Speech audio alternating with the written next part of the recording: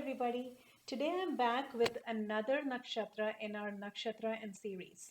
So this is the second nakshatra. The last time we talked about the first nakshatra Ashwini. Today we'll be talking about Bharani. Now Bharani is the second nakshatra out of 27 nakshatras in the zodiac system. And if you think about Bharani, it first of all, where is it located? It's in the zodiac sign of Aries, from around 13 degrees and 20 minutes of Aries till around 26 degrees of Aries. So this is right after Ashwini ends, is where Bharani begins. Now, the understanding here is that Bharani stands for rebirth. And the idea behind that is that the individual goes through an evolution, right?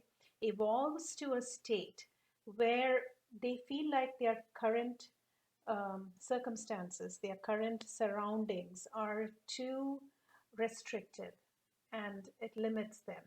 So, what happens is they feel so limited, they try to break through those restrictions and become free. So the symbology of the nakshatra Bharani is the womb. And the reason it's the womb is because it really does signify the birthing process. So when you have important planets in Bharani, or if you have the moon in Bharani, in fact, what happens is that you would have, pretty much a very difficult and unpredictable life. And the idea is early life can be very unpredictable, but then you kind of fight against all the odds, you fight against the circumstances, and you come out successful. So that's the whole symbology of the womb because it's the birthing process, right? The birthing process is difficult, but then at the end of it, you have this beautiful baby, right? So that's the whole idea of Bharani. It's trying to overcome all the challenges in life, all the restrictions, all the limitations that the soul can feel in this lifetime. You overcome that to have a better life. So mostly what you will see is people who have Bharani Nakshatra, the second part of their life will be much better than the first part of their life. So that's pretty much, typically that's what you will see. Now, again, the process of being reborn or rebirth, it's a very symbolic meaning. It's not a physical meaning, right? So when you come out of that darkness and you fight and you grow and you evolve as an individual and you come out, you become very successful. That's why people with Bharani Nakshatra, they are very successful in their careers and their lives. Now, like I said, life can be tough in the beginning, but it gets better with time. And typically, the second part of the life is much better.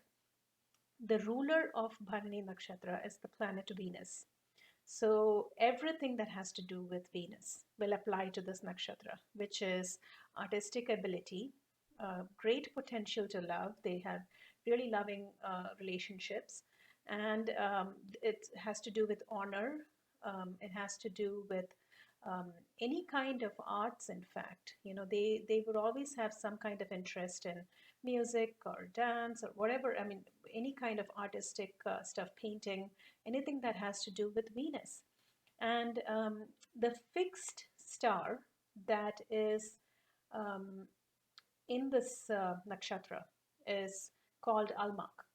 Now, in the Western astrology or Western zodiac, if you know the constellation Andromeda, Almach is in the left foot of Andromeda. So this particular fixed star, it's a binary star. It has two that form one unit, right? One entity. And it deals with honor and it deals with great status in the second part of life and artistic ability. And it also deals with overcoming all kinds of odds in life, overcoming any problems and difficulties in life. So that's what you will see with Almak. Now, coming to the deity and the mythology of the Nakshatra Bharani, the deity is Yama, the god of death. And what this means is that, like, whenever you think of Yama, we immediately think about Yamaloka, how, the god Yama, he takes the souls after the body has died, he takes the souls to the other realm, right? But you have to kind of think of it a little symbolically too, because most of mythology is nothing but stories that have some symbology behind them. It is trying to convey a meaning.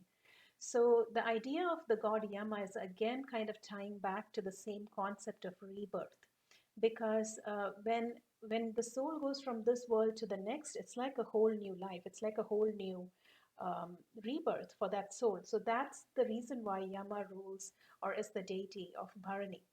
Now, there will be major upheavals and changes in life for people who have Bharani Nakshatra. And remember, whenever you think about the easiest way to remember is think of the Ashwini Nakshatra as the people who take action. We talked about it. People who have a lot of initiative. They are impulsive. They take action. They like to do things. They're the doers, right? That's the Ashwini Nakshatra, the pioneers. And then the Bharani Nakshatra, which follows Ashwini Nakshatra, is where the results of those actions are seen. It's where the fruits are born, right, for the actions that were taken by the Ashwini Nakshatra. So basically, Bharani Nakshatra is where you bear the fruits of your action. So again, we come back to that same symbology of rebirth and womb and bearing the fruits.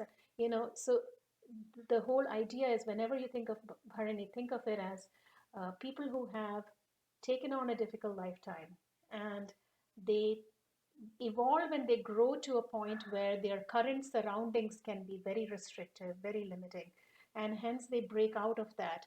And that's the reason why Bharani is in Aries, because remember, Aries is about changing the status quo, right? It's about changing things. It's about taking initiative. It's about moving things and having some kind of action. That's why Bharani falls here, because it's about trying to break through your limitations and the restrictions that society has imposed on you, and trying to break out of it and become free, right? So it can be difficult in the early part of life, but it gets better, and these people become extremely strong in the second part of their life and very successful too. So that's the Bharani Nakshatra. We talked about the degrees, the deity, the mythology, and the star, the fixed star that is in Bharani Nakshatra.